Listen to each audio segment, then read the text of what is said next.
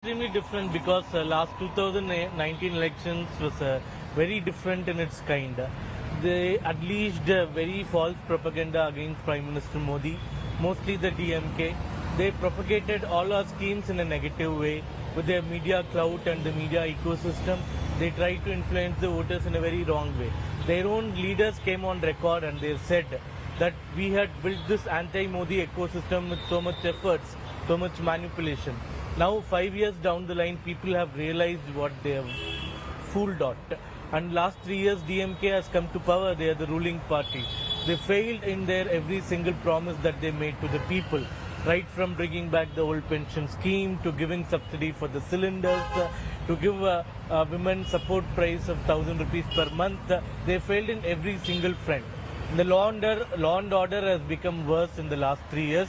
Increase of drug culture in Tamil Nadu is very concerning. The youngsters, women, they are all extremely against the current incumbent government because there is increase in liquor sales. Example, the last financial year, Indian value of 33,000 crores were earned in revenue as tax, only from sale of liquor. Today it has become 50,000 crores. Nowhere in the world any government that is elected by the people makes their own people drink liquor in high numbers so that it can get revenues. So you feel, Mr. Suryah, there is a strong feeling of anti-incumbency against the DMK here in Tamil Nadu. Mr. Saravanan earlier from the DMK was alleging that during their time of need, when floods were ravaging the state, the central government and the BJP did not come to this state's aid.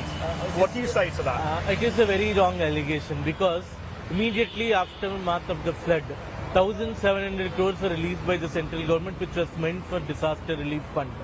It was supposed to be released only in the month of April, which is this month, but it was released in the month of December to help the flood rescue efforts. And also, there was a good flood mitigation project that was proposed for the Chennai city in terms with the global cities. A separate fund of rupees 700 crores were released to the state government to mitigate the flood effects. But the state government was sleeping on it. It did not implement any project that is of worth to prevent the flood disaster. Obviously, rains cannot be stopped, but the disaster aftermath can be stopped. It was extremely bad planning by the state government, but immediately after the floods came, the central government led by Mr. Modi came to the rescue. Senior ministers were dispatched immediately to assess the situation, right from all the resources of central government, from the NDRF to the rescue teams, to every single possible help was done to the state of Tamil Nadu. The DMK government, it has failed in its efforts to rescue people. That's why it shifts the blame on the Modi government to escape from their inability and incapacity. Mr. Suryah, can I bring in the foreign investment angle? Because Tamil Nadu ranks as the fourth in India in attracting foreign direct investment, $10 billion equivalent over the past 4 years.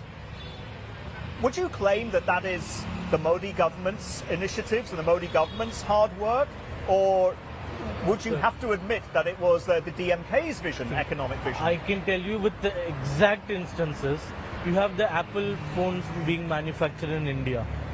This part of India, which is Chennai, Sriperumbudur, Kanchipuram, it produces the entire Apple phones that is manufactured in India.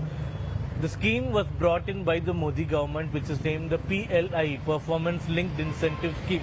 The scheme is prevalent all over the world. Different governments bring in PLI schemes to attract investments. So out of 12 iPhones that is manufactured in the world today, 2 are from India. And both the phones are from this part of India, which is purely because of the central government. You have companies like Foxconn, Pegatron, which are basically based out of Taiwan and other places. They set up their shops in India only because of the Modi government's friendly policies for investments and taking away all the obsolete laws that were prevalent in this country, which prevented foreign investments from coming. The ease of doing business, India was ranked somewhere in the 150s. Now we have come to 61. That is again purely because of Mr. Modi's efforts. The state government absolutely has no role in bringing any investment to the state. If you believe there is anti-incumbency feeling here, if you feel that Prime Minister Modi and the BJP's Rising India message is resonating here, especially amongst young first-time voters, then how many seats do you think you will win in Tamil Nadu? We are expecting to win any seats in double digits. Going by the track record, we haven't performed better in Tamil Nadu because it is one of the states where we haven't grown to an extent like other states. But compared to our past election record, this election will be a stunner. Our polling votes will be in double digit, number of seats will be in double digit. Everybody will be in a shock because our dynamic state president, Mr. Annamalai, he took office 3 years back. His contribution is immense because he was the first person to expose all the misgovernance, all the misdeeds, all the lacunas of the state government, DMK government. Yes. He behaved like, he acted like an actual opposition party. He brought every single issue in front of the people, every single scam that DMK intended to make. Mr. Annamalai used to oppose, get onto the streets. Immediately the DMK government would go back on their schemes and projects. And that is how the last 3 years election was here. Yes. It was ruling DMK against Mr. Annamalai's BJP. So obviously people are seeing it, they will give us a chance this time. We are extremely confident about it.